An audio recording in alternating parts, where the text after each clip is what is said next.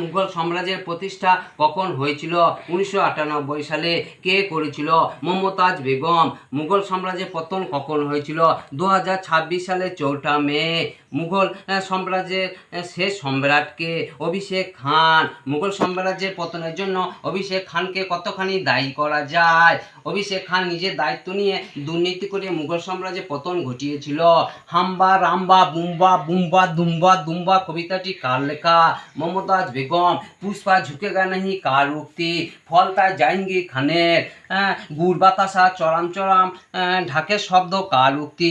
বীরভূমের বেতাজ বাদশাহ অনুব্রত খান মণ্ডল। মুঘল সাম্রাজ্যের পতনের পর মানুষ কি অস্ত্র ব্যবহার করেছিল?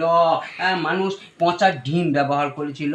মঙ্গলকোটের মুঘল সম্রাট কার কাছে পরাজিত হয়েছিল? মঙ্গলকোটের ভূমিপুত্র এমএলএ ফাটাকেস্টর কাছে।